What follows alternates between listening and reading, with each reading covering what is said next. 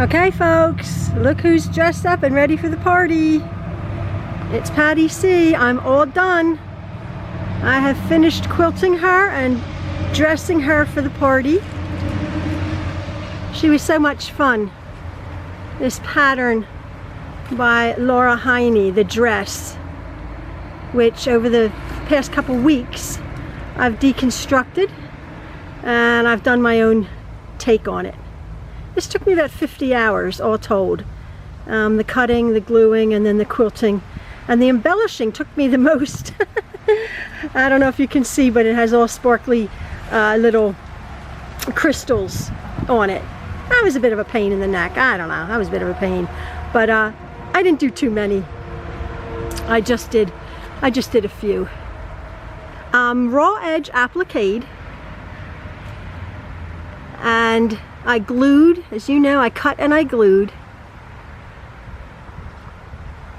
And I wanted to show you her hair. I had gotten some doll hair and it was sort of getting fuzzy all over the place. So I actually made like a hair net out of the finest, sort of like a champagne colored tulle. And that way it's very, very contained. It's not gonna get fuzzy. And I also had the opportunity to stitch down the tulle and the netting to keep that hair straight in place.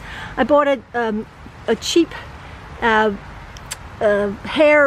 hair thing, and it had some cheesy pearls on it. I took them off and I added a sort of a brooch that I had in my jewelry making equipment. Her false eyelashes I did sew on, as well as glue. That was the very, very last thing I did. And then her beauty mark is a bead that I sewed on. I didn't want to take a chance of a hot crystal coming off. Her necklace I sewed on also, and the pendant moves. Yeah, believe me, I don't want to go too fast. The pendant moves. I put some crystals in the butterflies, and I did have to free motion quilt this quite you know, close together, because to get the flowers down I had to pretty much quilt it. I chose not to put that gold braid around the edges. I did do the binding, the black and white stripe on the side and the top, and then a black and white polka dot on the side and the bottom. I have a very large hanging sleeve, which I'm just going to show you a few minutes of how I made the hanging sleeve. I put some bling in her shoes, and I quilted her skirt just with a free motion quilting stitch. It sort of shows the way the ruffles would be flipping up. I put on some buttons. I had like some blingy crystally buttons, but I thought the black, again, I like the grounding of the black buttons, which pulls out her black necklace, her top hat. I did put a velvet, you can't really see it, but I put a velvet ribbon, the same one as her necklace, just a bit of velvet ribbon. I finished off her top hat, so it has a nice velvet ribbon on her top hat, as well as the butterfly up there. There's a bit of the bling on the butterflies. The the hot fix crystal setter worked well. I liked it. It's very tedious, but and I could have done a lot more, but she's fine. There's nothing in her dress. I was fed up. So I just thought, oh, that's it. She's blinged out enough. But I did do her little shoes. And I'll show you the background. Like, she's not colorful enough, right? I had this fabric. It was about $2 a yard. I had a whole bunch of it. So now you're not going to see it. But I thought, well, I'll just use that. I pulled that from my stash. Her black and white petticoat. I did, you can't really see it perhaps, I did go around her face, arms, legs, and chest. I did go around with black thread. Can't really see it, but it differentiated her body from the background. So, as I said, it took me about 50 hours to do. Pretty much, I've been working on this. I'll get out of my shadow here. Isn't she pretty? I love her hair. I did her hair net. I did her hair net just to her. That's just what I pulled it out of my hair. I didn't put a bow on the bottom, but I left this free. I left that free, but that's all contained, so it's not going to get messed up, and it's all down. And I also put the I also stitched her red bow down really well. This is a true wall hanging, again with this hanging sleeve. And I was looking at it when I was doing it up close. Raw edge applique up close is sloppy. Well, mine is anyway. But, oh, excuse me. But when you pull away, because it's sloppy, because you see all the stitches and you see all of the raw edges, but it's only raw up until the stitching, and then when you pull away, where you want to see the quilt, it's lovely. The top hat, as I said, was really raw edge, and those fuzzies just got me, and I thought, oh, what can I really finish that top hat off? So I did that. As I said, I did the black velvet band, so her top hat is really substantial on her head with no fuzzies whatsoever. But there's my girl. Somebody said, oh, her feet look very small, but they're sort of just her feet. Her knees would be way up. I was going to put dimples, but they're just her feet. So I'm going to put little ballet slippers on, which I did bling out a bit. So there's my girl, Patty C. She was so much fun. She was really a lot of fun. I love her face. Somebody said she's sort of contemplating her next dance move. I think she's very, very pretty. So there's my girl that I've been working on. I got lots of compliments, and I do appreciate all the compliments and all of the suggestions. And my Elliot for suggesting her top hat, which I just adore. So there she is. I'm going to admire her for a while with her little butterfly. So again, thank you so much, everybody, for all your kind words. I do appreciate it. Okay, I'm going to put up some still pictures after this video. All right, thanks.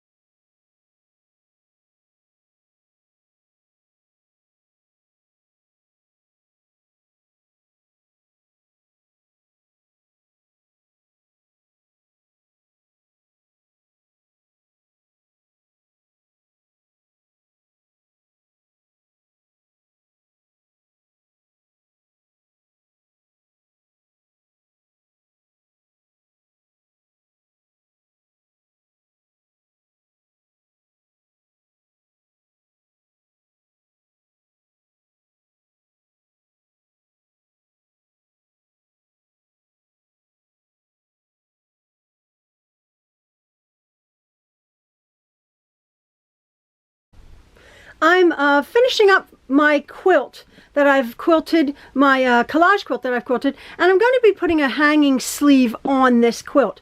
Now, as you know, I was working with 54-inch wide home deck fabric, and I just have about 15, 18 inches left here. My quilt's upside down. I just want to know, when I put my hanging sleeve on the back, the back top of my quilt, which this is upside down, that I'm going to have enough of the width, and I do here. Because my quilt shrunk up with the quilting, and I also have cut away the selvages on either side. So I have enough of my home deck fabric to just make one thing across. Now again, that's upside down, but I'll be showing you my fabric. This was my background fabric for my collage quilt, and it's this key Paris theme.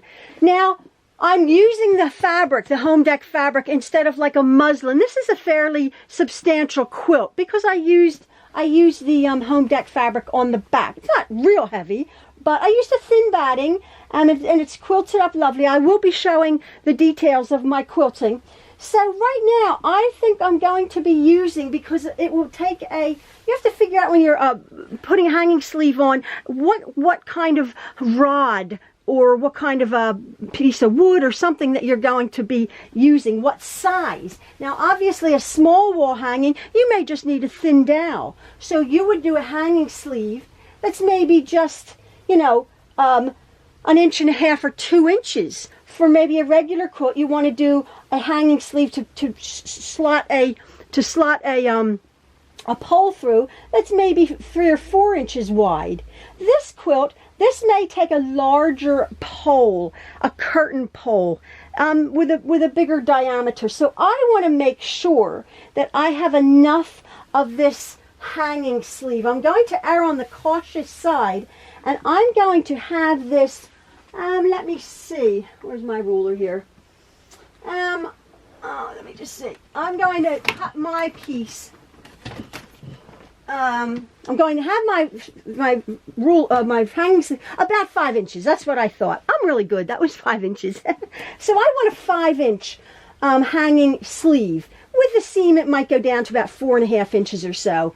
But I basically want a 5-inch seam. So maybe I'll cut it. I think I'm going to cut this at about 10.5 inches, this piece, because what we're going to be doing is we're going to be folding it over. This is going to become, say this is my hanging sleeve, this is going to become my hanging sleeve on the back, where the rod threadles through here. So right now, I'm going to be cutting a piece, nice and straight, right across the width of this fabric. I'm going to be cutting a piece that's about 10.5 inches 10.5 inches wide, and then I'll go from there. So I've made my about 10.5, 11-inch strip of fabric, which I have taken over to my machine, and I have pressed it in half really, really good up to. And here's the raw edge. Here's the top raw edge of my quilt. Now, on one side, what I've done, just off of the ironing board, because I knew that I had quite enough, I've taken the end and I've folded it into itself by like each end into itself, the whole 10 inches, and then I've folded that in and I've stitched this down. I've stitched that edge down. So this becomes one piece. Now I have no idea if I should look on YouTube. If hanging sleeves are the rod is inserted inside here. I don't know if the rod is inserted in there. What I do is I make this hanging sleeve and then I fix it so, and I hand stitch here so the rod is between the back of the quilt and the back of my double-faced hanging sleeve. So I figure I have 3 layers here and 2 layers here, as opposed to sticking it inside my sleeve where I would then have 4 layers and only 1 layer here. I don't know what other people do. That's how I do it.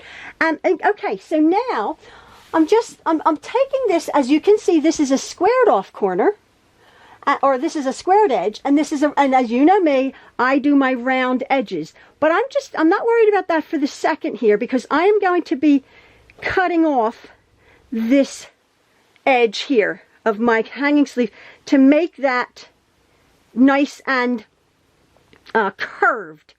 But I don't want it to come down here because then the rod wouldn't go in. So I'm just going to take this over about, from the edge, about maybe about 1.5 inches, matching up the tops, so that bit, when I go here, I still have all of this here to thread my rod through. Do you understand that? So or I may even do it a bit out further.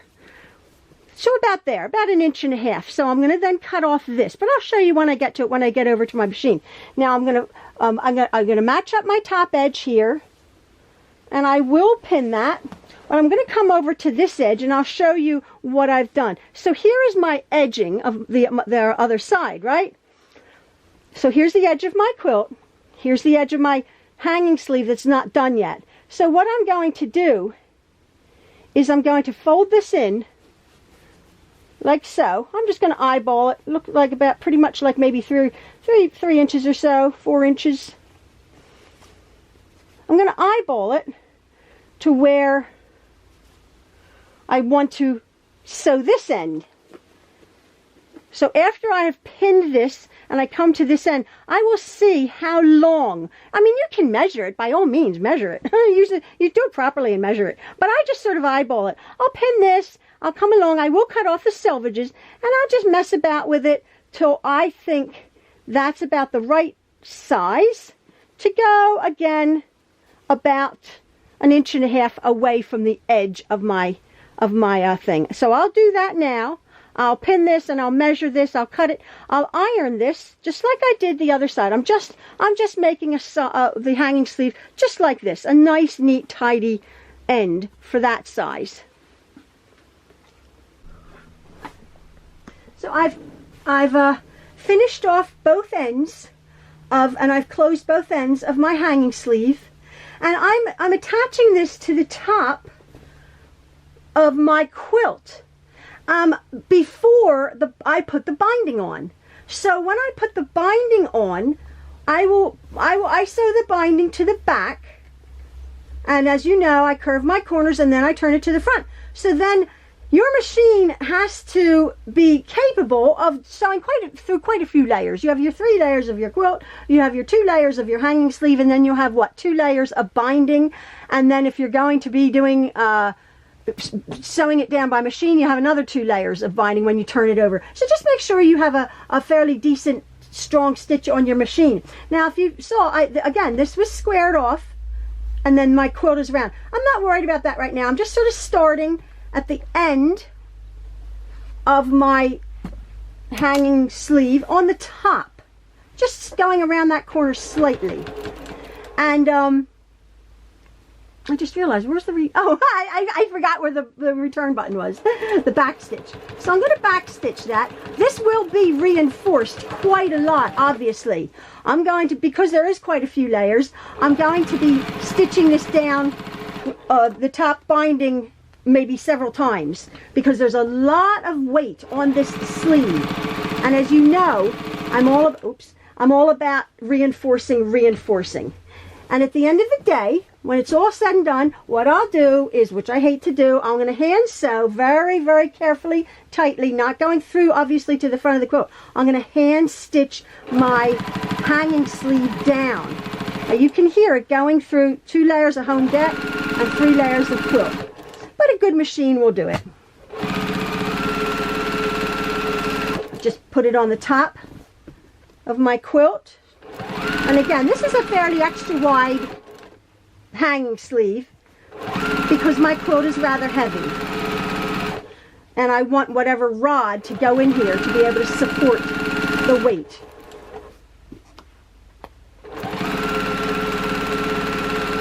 I'm sewing it about a little bit more than 1/4 inch away. I usually make 2 1/4 inch binding. For this quilt, I'm making my binding 2.5 inches because it's heavier, the fabric is heavier, and I have a lot to turn over.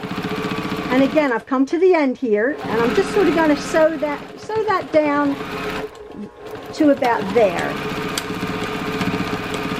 My rod can have a nice bit, like I could have about a 4 inch, maybe even a flat rod going through, flat piece of wood going through my hanging sleeve. So now, excuse me, I'm going to put my binding on, but what I'm going to do now is I'm going to cut off that bit of hanging sleeve. There you go. You wouldn't even know there's a hanging sleeve on there. And I'll do it on both sides. I'm going to cut that off like that. And then when I put my binding on, which you've seen me do before, I put my binding on my back and I turn it over to the front and then I stitch it down. But I'm going to reinforce this now. I'm going to go back and forth over this hanging sleeve just to make sure that this is really, really secured. Better safe than sorry.